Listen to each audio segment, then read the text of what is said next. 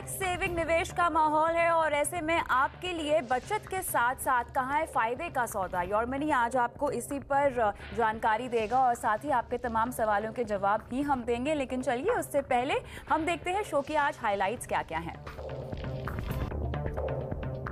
Tax बचत निवेश के लिए क्यों ना इक्विटी का करें इस्तेमाल, बचत भी और मुनाफा भी, कहां और कैसे बनाए रणनीति, जानिए योर मनी में।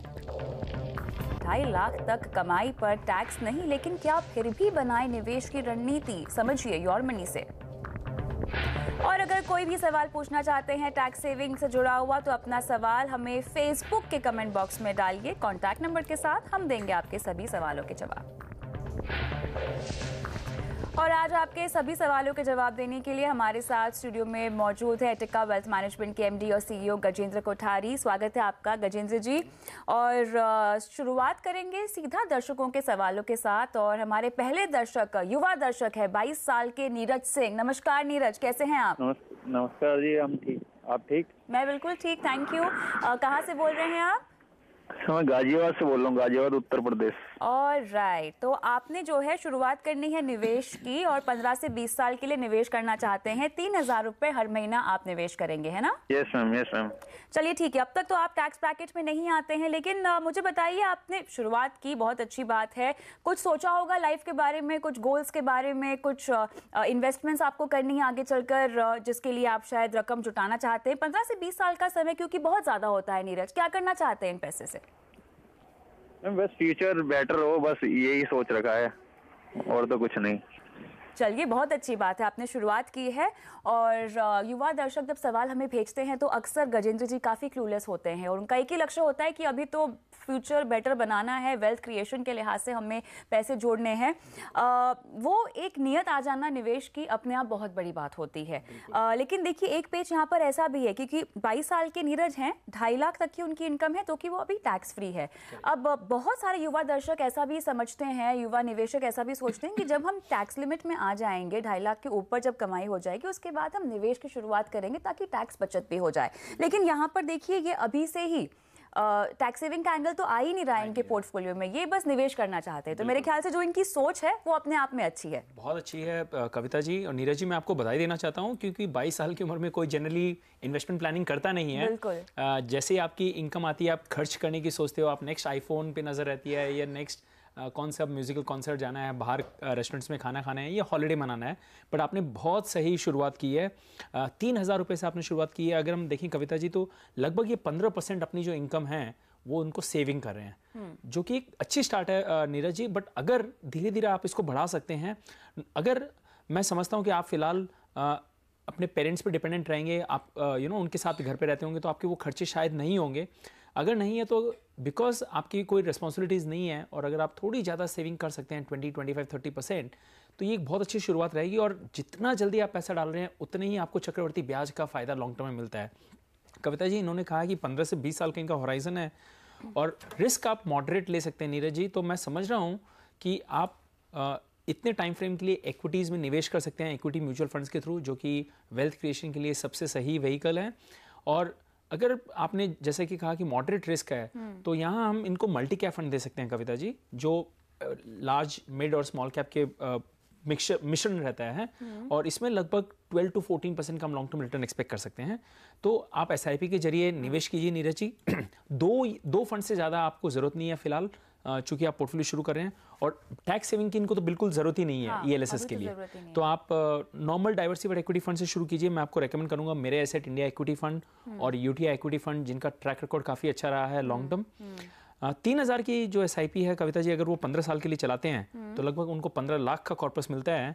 और मजे की बात है, अगर वो 5 साल और बढ़ा देते हैं तो कॉर्पस सीधा डबल हो जाता है। ओके। तो 15 साल के बाद, 10 साल के बाद लॉन्ग टर्म में चक्रवर्ती ब्याज काम करना शुरू करता है। और निवेश बढ़ाएंगे तो और भी इनका कॉर्पस बड़ा बिल्कुल होगा। लेकिन जैसा कि देखिए, इन्होंने अपनी रिस्क एपेटाइट को समझा है, कह रहे हैं कि ये मॉडरेट रिस्क ले सकते हैं। लेकिन कई निवेशक इसके बारे में नहीं जानकारी रखते, उन्हें नहीं पता कि वो कितना रिस्क अपने निवेश पर उठा सकते हैं। ये 22 साल के हैं, मेरे हिसाब से एग्रेसिव हो सकते हैं थोड़ा, लेकिन फिर भी शायद इन्होंने अपनी समझ के हिसाब से ही मॉडरेट रिस्क, शायद ये पहली दफा म्यूचुअल फंड में निवेश कर रहे हैं तो देख देख के चलना चाहते हैं। एग्जैक्टली। तो रिस्क एपेटाइट हमें समझनी कैसे चाहिए? रिस्क एपेटाइट इसी पर डिपेंड करता है कविता जी कि उनका बैकग्राउंड क्या है, आज तक उन्होंने कहाँ कहाँ निवेश किया है। अगर सारा पैसा आपका एफडी में रहा है तो साफ जाहिर होता है कि वो कैपिटल खोना नहीं चाहते हैं। हाँ। तो उन्हें आप म्यूचुअल फंड्स में कंजर्वेटिव प्रोफाइल के थ्रू ला सकते हैं, एफडी प्लस प्रोडक्ट जहाँ पे एफडी से थोड़ा बेहतर रिटर्न मिले बट हल्के से रिस्क हो, और धीरे धीरे इन्वेस्टर को समझने के बाद हम उन्हें ये बता सकते हैं कि आप थोड़ा रिस्क लेते हैं तो आपके लिए लॉन्ग टर्म में फायदा होता है। ओके। तो एक जरिया ये है। दूसरा जरिया ये कि अगर उनके गोल्स हैं और अगर हम उन्हें कहते हैं कि अगर आप रिस्क नहीं लेना चाहते हो तो आप शायद ये गोल अचीव नहीं कर पाओगे, तो उन्हें वो बताना बहुत ज़रूरी है। अब हम नॉर्मली एग्जांपल देते हैं कि आपको अगर दिल्ली जाना है और आप सिर्फ 30 किलोमीटर की गाड़ी की स्पीड से चलाते हैं तो आप दिल्ली शायद नहीं पहुंच पाएंगे, आपको थोड़ा स्पीड लेना पड़ेगा, शायद उसमें थोड़ा रिस्क है बट फिर आप अपनी मंजिल को टाइम पे पहुंच सकते हैं वहाँ पे। ऑलराइट, यहाँ पे तो हमने इनको फंड्स पर सलाह दे दी है, लेकिन वो तमाम दर्शक जो शायद अब सोच रहे हो निवेश की शुरुआत करने के बारे में, तो वो अपने लिए फंड्स का चुनाव कैसे करें? अगेन दर्शकों को समझना पड़ेगा कि मेरी रिस्क क्या है, मेरा टाइम फ्रेम क्या है। अगर आपका टाइम फ्रेम 5-7 साल के ऊपर का है तो फिर आप थोड़ा बहुत इक्विटी पोर्शन अपने पोर्टफोलियो में ले सकते हैं। म्यूचुअल फंड्स में कई रकम के फंड्स आते हैं जहाँ पे, जिसको हम हाइब्रिड इक्विटी कैटेगरी कहते हैं, 10 या 15% इक्विटी की शुरुआत से लेके आप पूरा 100% तक का पोर्टफोलियो में जा सकते हैं। फर्स्ट टाइम अगर आप कर रहे हैं तो मैं आपको सलाह दूंगा कि कंजर्वेटिव जाइए, 1-2 साल इस चीज़ को डाल के देखिए, समझिए, और जैसे जैसे आपका कंफर्ट लेवल बढ़ता है, आपकी समझ बढ़ती है, आप धीरे धीरे पोर्टफोलियो में एग्रेसिवनेस ला सकते हैं। ऑलराइट, नीरज आप फोन लाइन पर हैं मेरे साथ? Yes ma'am, yes ma'am. आपको सलाह समझ में आ गई है? Yes ma'am, yes ma'am. Alright, mirror asset India equity और यूटीआई इक्विटी फंड आपको हम रेकमेंड कर रहे हैं। आगे चलकर आपको अपना निवेश हालांकि बढ़ाना होगा। आगे बढ़ते हैं और अगले दर्शक का सवाल लेते हैं। आलोक का सवाल टैक्स बचत पर है और ये पूछ रहे हैं कि ईएलएसएस में इन्हें निवेश करना है, लेकिन साथ ही 3 साल का क्योंकि लॉक इन होता है ईएलएसएस में, अब उसके बाद क्या इन्हें अगर और भी फ़ायदा टैक्स बचत का चाहिए ईएलएसएस कैटेगरी में से ही, तो क्या अपने निवेश को रिडीम कर लें या उसमें अपना निवेश ये जारी रख सकते हैं 3 साल के बाद भी? बिल्कुल, बहुत अच्छा सवाल है आलोक जी। ये काफ़ी दर्शकों में ये कन्फ्यूजन रहता है कि चूंकि ईएलएसएस 3 साल का है तो क्यों ना 3 साल बाद उसको निकाल लिया जाए और वापस दोबारा वही टैक्स बेनिफिट के लिए करते हैं। बट मेरा ये कहना ज़रूरी है, अगर आप वेल्थ क्रिएशन की बात करें तो आपको पैसे निकालने नहीं चाहिए, क्योंकि हर 3 साल बाद में आप पैसे निकालते रहेंगे और उसी पैसों को वापस कर रहे हैं तो आप अपना वेल्थ नहीं बढ़ा रहे हैं, आप वो रिसाइकिल करते जा रहे हैं। हमने कई बार देखा कविता जी, लोग दर्शक निवेशक 15 साल पीपीएफ में डालते हैं, फिर हर 5 साल के लिए एक्सटेंड करते रहते हैं। राइट। तो जब हम वहाँ कर सकते हो तो हम यहाँ क्यों नहीं कर सकते हैं? ओके। राइट। तो मेरा सजेशन यही है कि अगर आपका ईएलएसएस अच्छा परफॉर्म कर रहा है, 3 साल से पहले तो खैर आप कुछ भी नहीं कर सकते हैं, बट 3 साल के बाद अगर आपको उसमें रिटर्न्स अच्छे मिल रहे हैं तो आप उसमें बने रह सकते हैं और आपकी बढ़त जैसे एक नॉर्मल फंड की तरह होती है वो रहेगी और आप उसमें से कभी भी चाहे तो फ्यूचर में निकाल सकते हैं।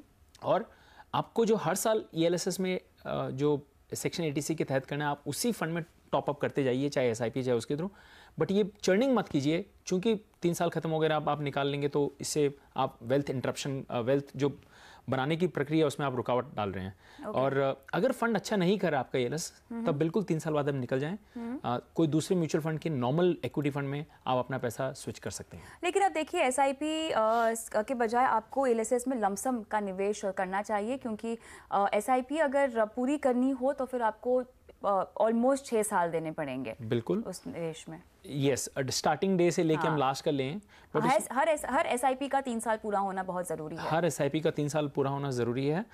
इसमें लेकिन एक ही दिक्कत आती है, बहुत सारे जो निवेशक होते हैं सैलरीड इन्वेस्टर्स होते हैं। Exactly. एक मुश्त 1.5 लाख रुपया निकालना उनके लिए बहुत मुश्किल हो सकता है, इसीलिए वो 10,000 रुपये की या 12,000 रुपये की एसआईपी प्रेफर करते हैं। बट जैसा कि कविता जी ने बताया, हर जो लास्ट इंस्टॉलमेंट आपके गई है उसके 3 साल आपको कंप्लीट करना ज़रूरी है। अदरवाइज आप जितने आपके पैसे 3 साल कंप्लीट किए हैं उसको निकाल लीजिए, आप रिडीम कर लीजिए और बाकी के पैसे आप साल भर बाद भी निकाल सकते हैं। ऑलराइट, तो चलिए इसी नोट पे फिलहाल वक्त है छोटे से ब्रेक का, लेकिन इसके अलावा अगर आप भी टैक्स सेविंग इन्वेस्टमेंट को लेकर कोई भी सवाल हमसे पूछना चाहते हैं तो बिल्कुल भी देरी मत कीजिए। टीवी पर देख रहे हो या फेसबुक पर, इस वक्त हम लाइव हैं फेसबुक पर, तो कमेंट बॉक्स पे अपना सवाल डाल सकते हैं कॉन्टैक्ट नंबर के साथ। हम अभी के अभी आपका सवाल शो पर लेंगे, लेकिन फिलहाल वक्त है छोटे से ब्रेक का।